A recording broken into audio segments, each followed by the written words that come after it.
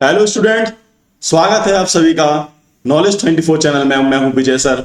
आज हम देखेंगे कक्षा 10वीं अध्याय 4 जो कि है द्विघात समीकरण, वर्ग समीकरण या क्वाड्रेटिक इक्वेशंस की प्रश्नावली 4.2 के सभी प्रश्न हम इसमें हल करेंगे। वीडियो में आगे बढ़ने से पहले आप इस चैनल को लाइक शेयर सब्सक्राइब करना ना भूलें। चलते हैं। आप देख पा रहे हैं क्वेश्चन नंबर 1 है आपका, गुणनखंड विधि से निम्न द्विघात समीकरणों को क्या ज्ञात करना है, हमें मूल ज्ञात करने हैं।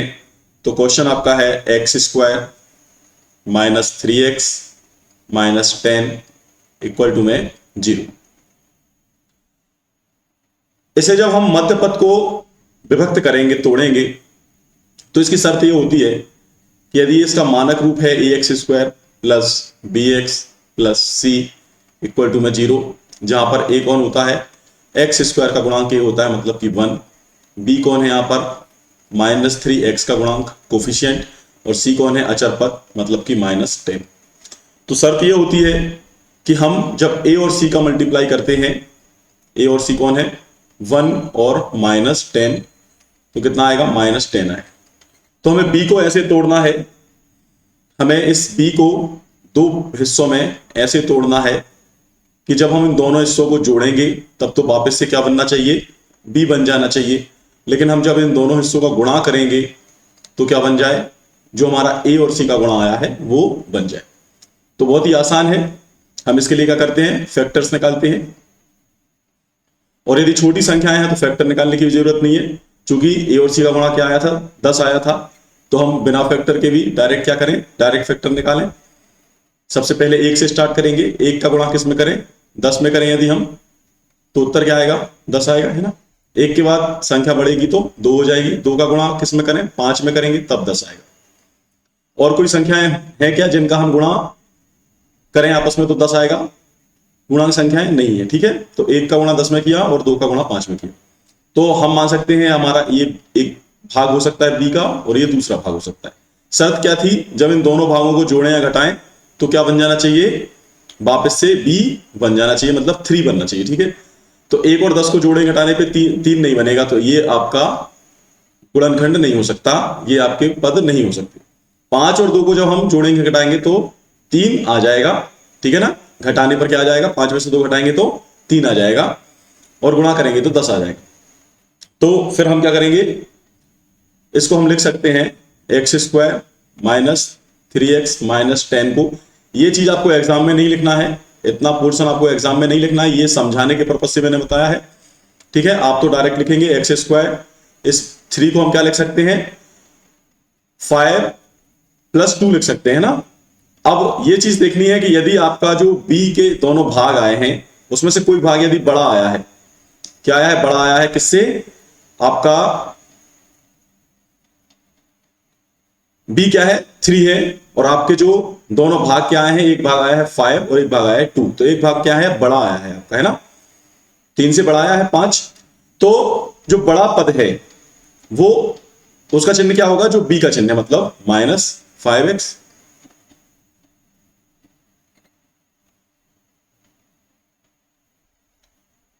और दूसरा क्या रहेगा, प्लस का 2x, मतलब यहां माइनस था तो बड़ी संख्या माइनस के लिए ली, उसका अपोजिट चिन्ह हमने क्या ले लिया, 2x। क्यों इसलिए हमने ऐसा लिया, क्योंकि जब बड़ी संख्या में से छोटी संख्या घटाएंगे तभी 3 आएगा, है ना। यदि आप इनके समान चिन्ह ले लेते 5 और 2 के तो वो ऐड हो जाते। यदि इसका -5 और -2 ले लेते तो क्या होता, फिर ऐड हो जाता -7। हमें क्या चाहिए था, हमें 3 चाहिए था, तो हमें एक संख्या यदि 5 है तो दूसरी संख्या क्या लेनी पड़ी, अपोजिट चिन्ह में 2 लेनी पड़ी, ठीक है। चलिए +2x माइनस ये हो जाएगा 10 इक्वल टू में क्या चल रहा था 0। चलिए यहां से हम कॉमन लेंगे, यहां x कॉमन आया तो यहां बचा x - 5, यहां +2 कॉमन आया तो यहां भी बचा x - 5 इक्वल टू में 0। दोनों पद में देख पा रहे हैं आप, x - 5 कॉमन है तो फिर से हमने x - 5 को कॉमन लिया, तो क्या बचा, यहां पर x बचा और यहां पर +2 बचा इक्वल टू में 0। तो एक बार हम करेंगे x - 5 इक्वल टू 0 करेंगे, क्योंकि दो संख्याओं के गुणनफल कब 0 आ सकते हैं, जब उनमें से कम एक संख्या क्या हो, 0 हो। तो x - 5 0 है या x + 2 0 है, तो x - 5 0 है, मतलब इसका x = 5 आ गया। और x प्लस टू इक्वल 0 है, मतलब x इक्वल टू माइनस 2 आ गया। यही दोनों समीकरण क्या हो जाएंगे, मूल हो जाएंगे, रूट्स हो जाएंगे। चलिए नेक्स्ट क्वेश्चन देखते हैं। नेक्स्ट क्वेश्चन में है 2x square plus x minus 6 equal to में 0। अब हम प्रथम पद और अंतिम पद मतलब a और c का मल्टीप्लाई कर रहे हैं, तो क्या आ रहा है माइनस का 12, और यहां पर b की जगह क्या लिखा हुआ है, 1 लिखा हुआ है।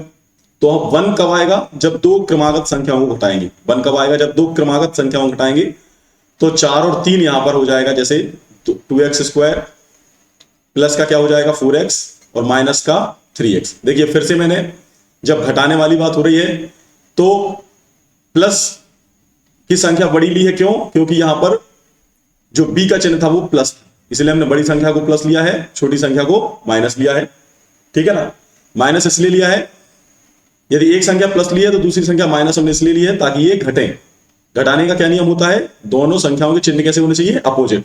अब यदि मैंने एक संख्या का चिन्ह बता दिया कि इसका बड़ी संख्या का चिन्ह b का चिन्ह रहेगा मतलब प्लस, तो दूसरी संख्या ऑटोमेटिक कैसी हो गई, माइनस हो गई। Minus 6 is equal to 0।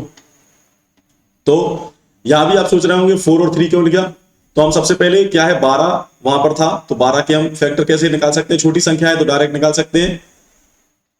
1 का गुणा 12 में करेंगे तो 12 आएगा, और 1 के बाद 2 आया, 2 का गुणा 6 में करेंगे तब 12 आएगा, और तीसरा 2 के बाद 3 आएगा, 3 का गुणा 4 में करेंगे तो 12 आएगा। ठीक है ना, और कोई पॉसिबल इनके भाजक नहीं हो सकते। चलिए, तो क्या ये 1 गुणा 12 हम ले सकते हैं, इनको जोड़ने घटाने पर क्या 1 आ रहा है, हमें क्या चाहिए था मध्य पद 1, तो नहीं आ रहा है। 2 और 6 को जोड़ने घटाने पर जोड़ेंगे तो 8 आएगा, घटाएंगे तो 4 आएगा। यहां 3 और 4 को जोड़ेंगे तो 7 आएगा, घटाएंगे तो 1 आएगा, मतलब ये आपका सही है। अब हमें इसमें चिन्ह का देखना है कि चिन्ह किसका कौन सा रहेगा, तो मैंने बताया कि बड़ी संख्या का चिन्ह वही रहेगा जो कि किसका चिन्ह है, b का, और दूसरा चिन्ह कैसे हो जाएगा, अपोजिट हो जाएगा, यदि हमें उनको क्या करना है, घटाना है तो, यदि हमें उन्हें माइनस करना है तो। ठीक है ना, चलिए अब यहां से इसको तो मैं एक डिब्बे में डाल देता हूं। ठीक है, चलिए अब इनमें क्या करूंगा, मैं कॉमन लूंगा, तो यहां पर 2 और x कॉमन है, तो यहां क्या बचा, x प्लस 2 बचा। यहां माइनस भी कॉमन है और 3 भी कॉमन है, तो यहां क्या बचा, x प्लस 2 इक्वल टू में क्या चल रहा है, 0। देखिए माइनस चला गया तो अंदर क्या होगा, माइनस जब भी हम कॉमन लेंगे तो सारे अंदर के चिन्ह बदल जाएंगे। यहां पर ये माइनस था तो ये x प्लस का हो गया, यहां माइनस x था तो प्लस का 2 हो गया। दोनों संख्याओं में x प्लस 2 कॉमन है, तो यहां क्या बचा, 2x minus 3 is equal to में 0। तो हम एक बार x प्लस 2 को 0 के इक्वल करेंगे, तो यहां से x की वैल्यू आ गई -2, और दूसरी बार हम 2x माइनस 3 को 0 के इक्वल करेंगे, तो यहां से 2x बराबर क्या हो जाएगा, 3 हो जाएगा, तो x बराबर हो जाएगा 3/2। तो एक रूट तो हो गया आपका -2 और दूसरा रूट हो गया आपका 3/2, ये आपका आंसर हो जाएगा। चलिए यहां पर क्या है, रूट ऑफ 2x स्क्वायर है, तो a कौन है, x स्क्वायर का गुणांक √2, b कौन है, x का गुणांक 7, और c कौन है, 5√2 है। इन दोनों का जब हम मल्टीप्लाई करें, a गुणा c करें, तो ये हो जाएगा a√2 है, और c कौन है, 5√2 है। गुणा किया तो √2 और √2 जब गुणा करेंगे तो रूट हट जाएगा, बचेगा क्या 2, और 5 का 2 से मल्टीप्लाई होगा तो हो जाएगा 10। चलिए अब इस 7 को हमें ऐसे तोड़ना है कि जब गुणा करें तो 10 आए और जोड़ें तो 7 आए, तो 5 और 2 को जोड़ेंगे तो 7 और गुणा करेंगे तो 10 आ जाएगा। चलिए लिखते हैं, √2x square plus 5x plus 2x plus 5√2 equal to में 0 आ गया। चलिए यहां क्या कॉमन आ रहा है, देखें x स्क्वायर यहां है और x यहां पर है, तो x कॉमन आ गया। यहां क्या बचा, √2x प्लस 5 प्लस, यहां कोई चीज कॉमन आ रही है, नहीं आ रही है, लेकिन आप देखें इस 2 को मैं क्या लिख सकता हूं, इस 2 को मैं √2 और √2 का मल्टीप्लाई लिख सकता हूं। भाई 2 क्या होता है, √2 और √2 का मल्टीप्लाई भी तो होता है, तो क्या मैं इसमें से √2 कॉमन ले सकता हूं, तो यहां क्या बचा, एक और √2 x बच गया, प्लस √2 चला गया, तो यहां क्या बचा 5 इक्वल टू में 0।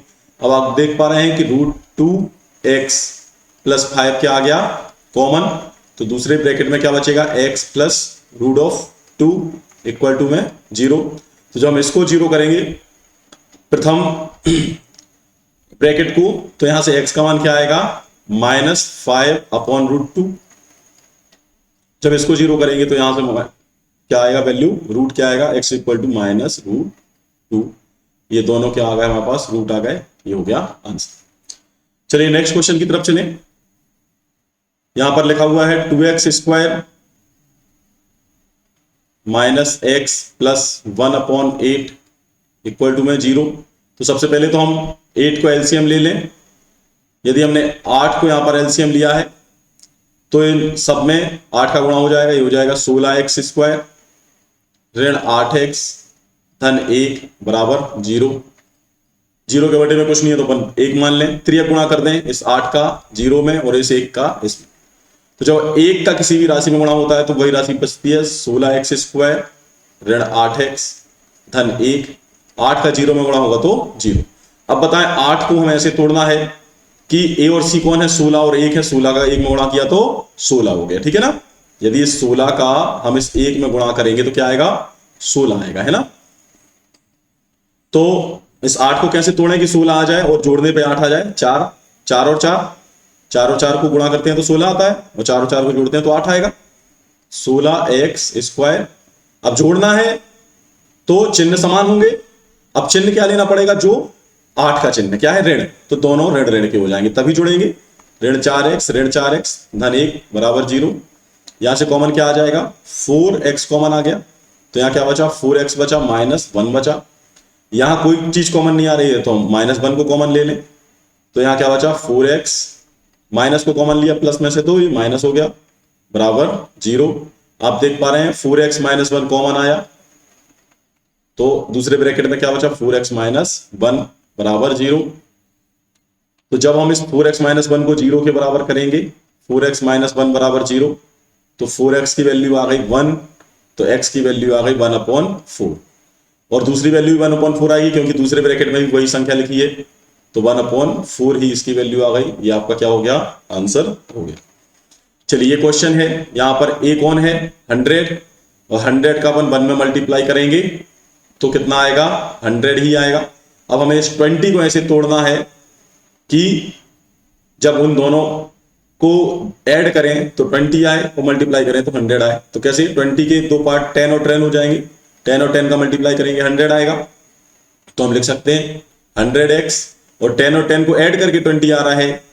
तो ऐड करने के लिए दोनों के जो साइन है, जो चिन्ह है, वो कैसे होंगे, समान। और वो चिन्ह कौन होगा, जो इस b का चिन्ह क्या है, माइनस। तो दोनों के चिन्ह -10x प्लस में क्या लिखा है 1 इक्वल टू में 0। कॉमन कौन हो जाएगा, 10 और x, यहां पर x² है। चलिए 10 और x कॉमन आ गया तो यहां क्या बचा, 10x बचा, -10x चला गया तो 1 बचा। यहां कोई कॉमन नहीं है तो माइनस का 1 लिया तो यह हो गया 10x, प्लस में से माइनस कॉमन हुआ तो -1 इज इक्वल टू 0। एक ब्रैकेट में आ गया 10x - 1 कॉमन, तो दूसरे ब्रैकेट में क्या बचेगा, यहाँ 10x बचा है तो 10x और यहाँ क्या बचा है -1 तो ये -1 इक्वल टू में 0।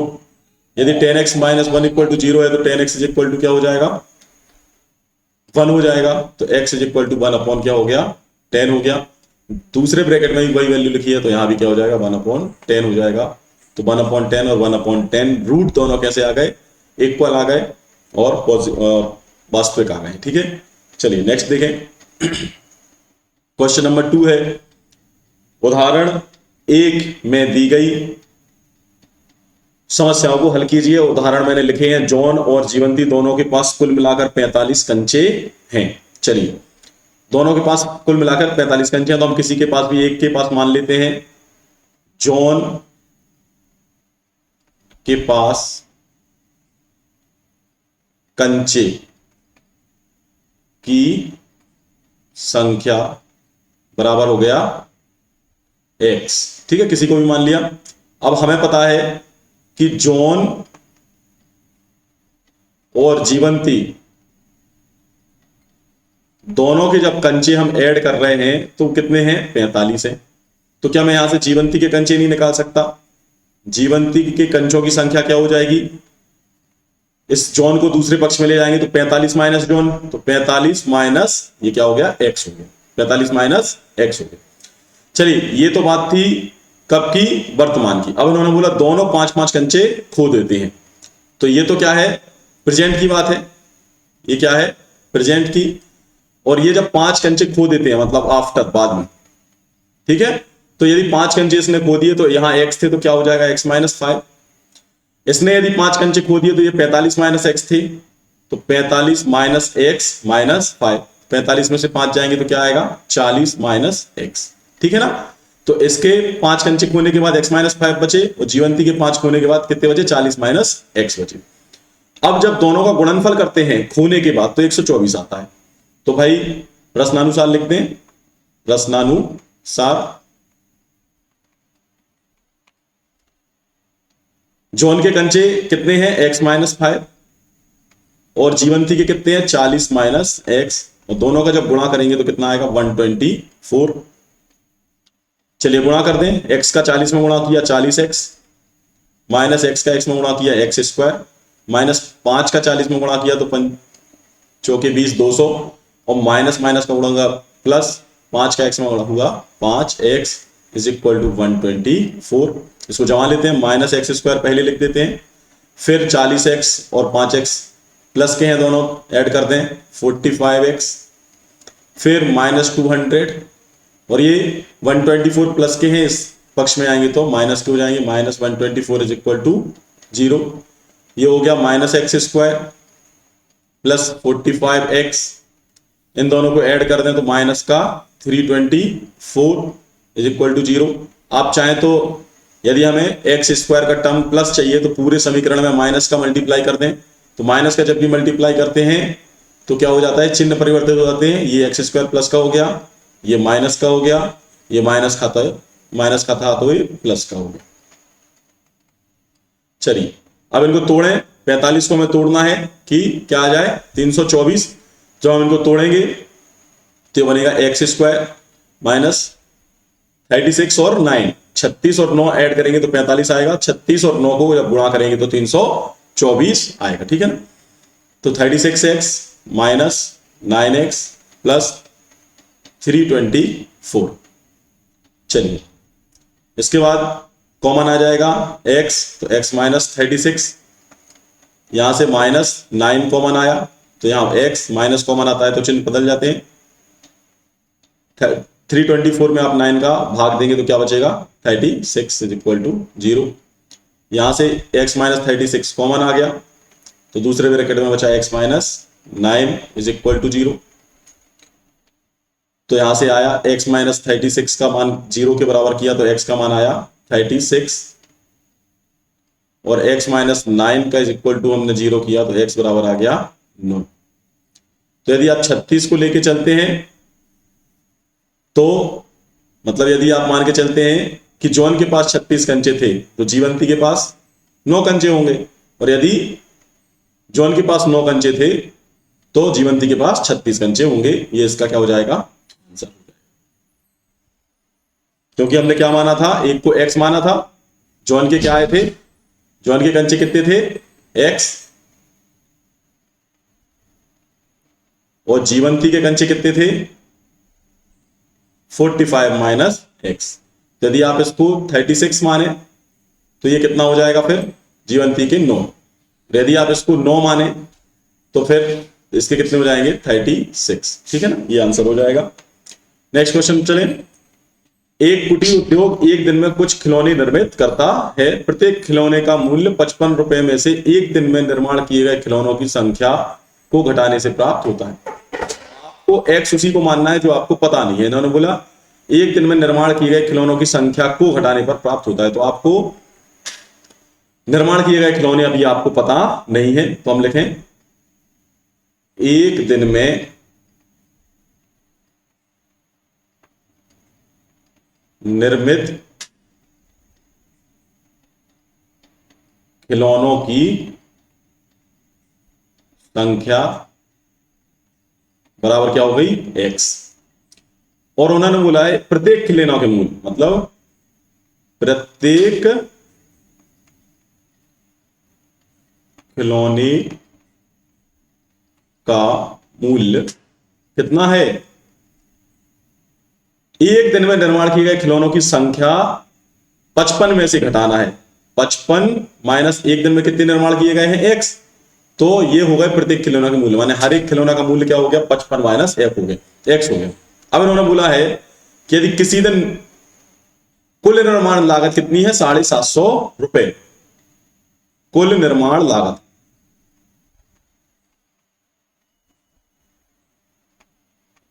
कितनी है, 750 है। तो अब आप बताएं निर्माण लागत कैसे निकलती है। भाई आपने जैसे 100 पेन बनाए, कितने पेन बनाए, 100 पेन बनाए, और एक पेन का मूल्य 5 रुपए है। तो आप क्या करते हैं कि कुल पेन में गुणा किसका करते हैं, एक पेन के मूल्य का, है ना। तो यहां भी क्या करेंगे हम, कुल कितने खिलौने बनाए गए, x, और प्रत्येक खिलौने का मूल्य कितना है, 55 माइनस x। तो कितना आना चाहिए, 750। भाई यही करते हैं ना हम करते हैं कि कुल कितने खिलौने बनाए गए और प्रत्येक का मूल्य कितना था, वही आपकी निर्माण लागत कहलाएगी। तो आपने आज जब गुणा किया तो हो गया 55x minus x square is equal to 750। ठीक है ना। इसको हम आगे लिखें एक्स स्क्वायर के टर्म को, तो minus x square plus 55x, 750 को इस पक्ष में लेके आएंगे तो माइनस का 750 हो जाएगा बराबर 0। फिर हम वही करते हैं, माइनस का पूरे समीकरण में मल्टीप्लाई करें तो ये क्या हो जाएगा, एक्स स्क्वायर माइनस 55x और प्लस 750। ये याद रखें, जब भी हम माइनस का मल्टीप्लाई करते हैं तो सारे समीकरण के चिन्ह क्या हो जाते हैं, परिवर्तित हो जाते हैं। चलिए अब इसे हम तोड़ें, 55 को हमें तोड़ना है कि वो क्या आ जाए, 750, उन दोनों का गुणा आ जाए। तो साफ साफ आपको दिख रहा है 30 और 25, क्या क्या दिख रहा है, 30 और 25। तो एक्स स्क्वायर ऋण 30x और ऋण 25x, है ना। 25 दिया 75, 750 बन जाएगा, 30 और 25 को ऐड करेंगे तो 55 आ जाएगा, प्लस 750 इज इक्वल टू 0। चूंकि ये दोनों क्या हो रहे थे, ऐड हो रहे थे, और ऐड होने पर चिन्ह कैसे चाहिए, समान। तो चिन्ह कौन सा रहेगा, जो b का चिन्ह था, मतलब x के कोफिशिएंट का चिन्ह माइनस था, इसलिए दोनों को हमने क्या लिया, माइनस। अब यहां से कॉमन आया x, तो x माइनस 30, यहां से कॉमन आया 25 कॉमन आ जाएगा, तो यहां बचा x माइनस। जब भी कॉमन आता है अंदर के चिन्ह पलट जाते हैं, प्लस का क्या हो जाएगा, माइनस, और ये बचा 30। 750 में 25 का भाग देंगे क्या आ जाएगा, 30 आ जाएगा। अब x माइनस 30 कॉमन आया दोनों में से, तो यहाँ क्या बचा, x माइनस 25 बचा इज इक्वल टू में 0। तो यहां से क्या हो जाएगा, x इज इक्वल टू 30 और x इज इक्वल टू 25। अब आप चाहें तो वहां रख सकते हैं कि हमारा, यदि हमने x इज इक्वल टू 30 लिया, ठीक है, आपको निकालना क्या था, क्वेश्चन क्या कह रहा था, तो उस दिन निर्माण किए गए खिलौनों की संख्या ज्ञात करना है। तो खिलौनों की संख्या क्या थी, x, खिलौनों की संख्या क्या थी, x। तो x इज इक्वल टू या तो 30 होगा या 25 होगा। ठीक है, ये आपके आंसर हो जाए। चलिए नेक्स्ट क्वेश्चन पे चलते हैं। ऐसी संख्याएं ज्ञात करना है जिनका योग 27 है। तो देखिए पहली संख्या, अच्छा भूल के भी आप कभी ये ना करें कि पहली संख्या x मान ली, दूसरी संख्या y मान ली। द्विघात समीकरण में एक ही चर होता है, तो हमें एक ही चर लेना है। ठीक है, पहली संख्या हमने माना x, तो फिर प्रश्न कह रहा है कि दोनों का योग, तो हम लिखें पहली संख्या धन दूसरी संख्या बराबर कितना दिया है, 27। पहली संख्या आप लिख चुके हैं x, तो दूसरी संख्या क्या हो जाएगी, दूसरी संख्या जो होगी वो होगी 27 माइनस पहली संख्या। पहली संख्या कितनी है, x, है ना। इसका पक्षांतर करेंगे ना पहली संख्या का उस साइड, तो दूसरी संख्या बराबर होगा 27 माइनस पहली संख्या, तो दूसरी संख्या होगी 27 माइनस x। अब प्रश्नानुसार क्या कह रहा है, गुणनफल क्या है, 182 है। तो हम गुणा कर दें दोनों संख्याओं का, एक x थी और दूसरी 27 माइनस x थी, इज इक्वल टू 182।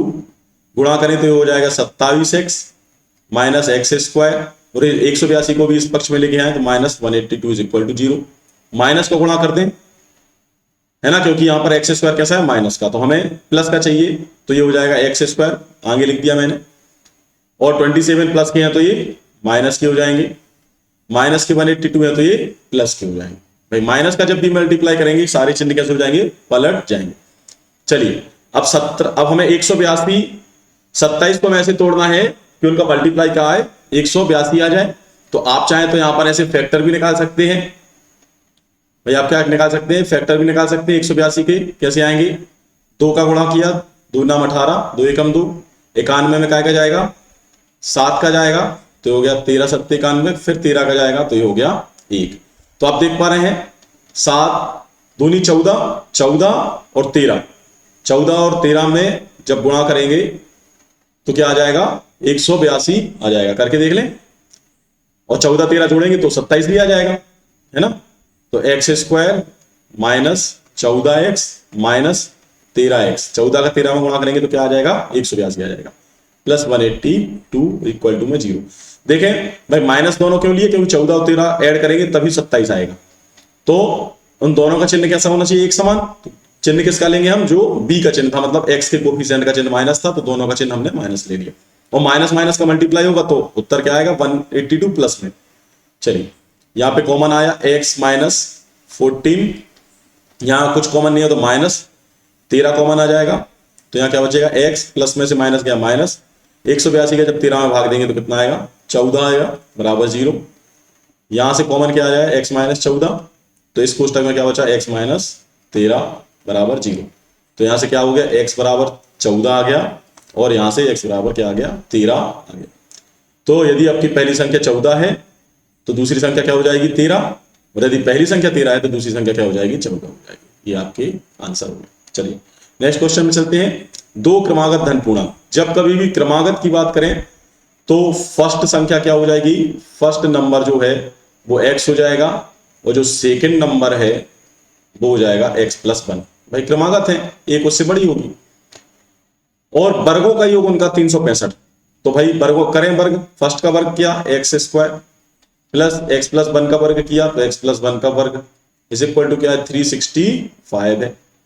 तो चले x का वर्ग हुआ x वर्ग, प्लस इसको खोलें a स्क्वायर धन b स्क्वायर मतलब 1 का स्क्वायर धन 2ab मतलब 2x इज इक्वल टू हो गया 365। एक्स स्क्वायर और एक्स स्क्वायर हो जाएगा 2x स्क्वायर प्लस 2x, 365 को जब इस पक्ष में लेके आएंगे तो माइनस 365, और 1 प्लस का है तो माइनस 365 तो कितना हो जाएगा, घट जाएंगे तो 364 बचा इक्वल टू में 0।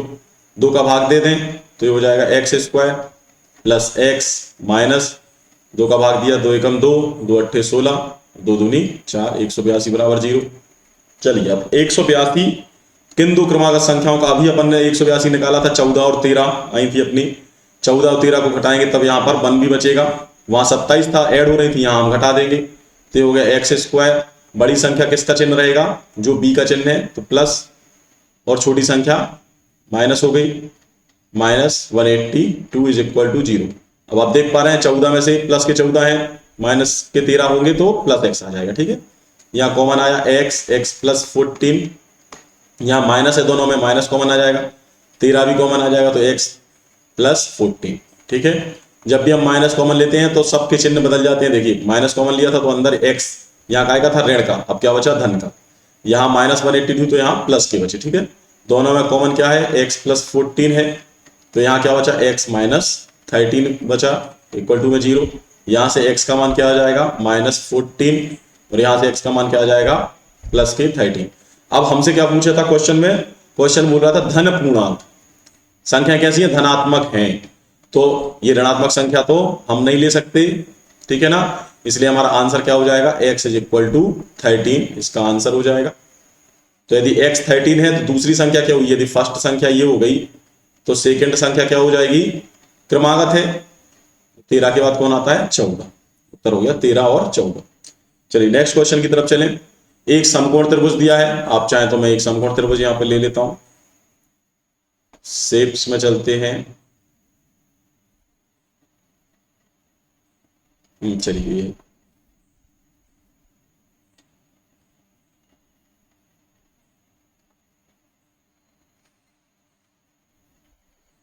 ठीक है, ये मैंने एक समकोण त्रिभुज ले लिया। अब इन्होंने बोला एक समकोण त्रिभुज की ऊंचाई इसके आधार से 7 सेंटीमीटर कम है, इसके आधार से 7 सेंटीमीटर कम है।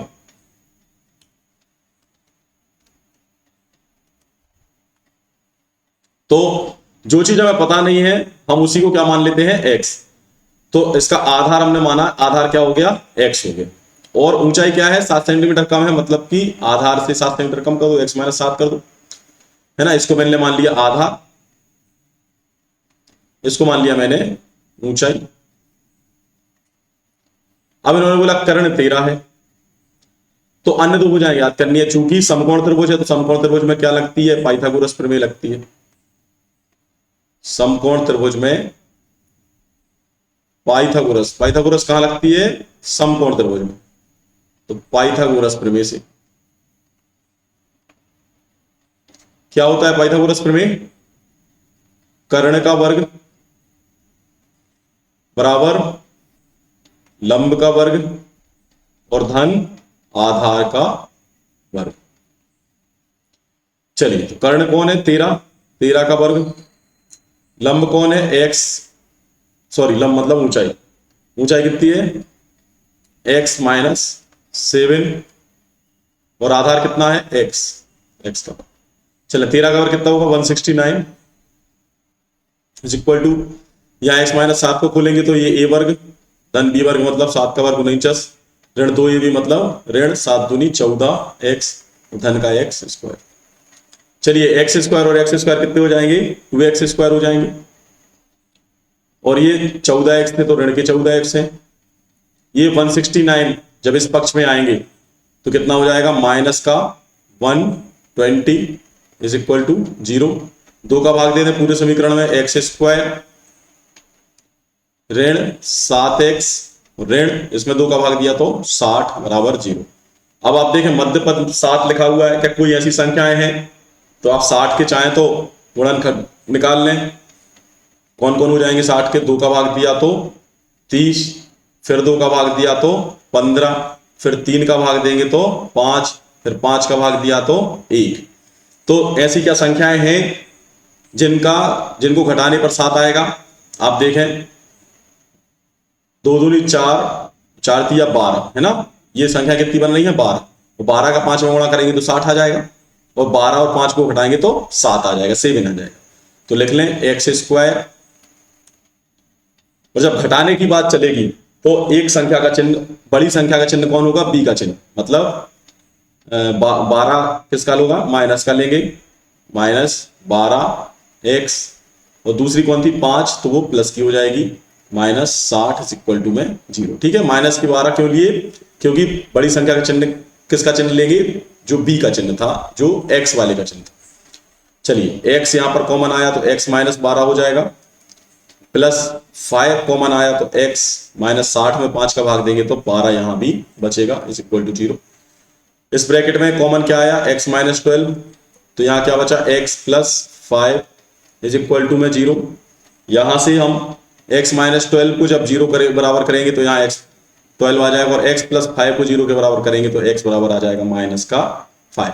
अब बात बताएं ये x क्या है, आधार मतलब एक लंबाई है, तो लंबाई ऋणात्मक नहीं हो सकती। ठीक है, तो इसको हम छोड़ देंगे, इसको हम क्या कर देंगे छोड़ देंगे।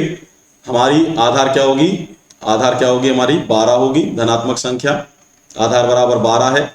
आधार यदि बराबर 12 है तो ऊंचाई कितनी थी हमारी, ऊंचाई कितनी हो जाएगी 7 कम, तो 12 में से 7 घटा दें तो कितनी हो गई 5।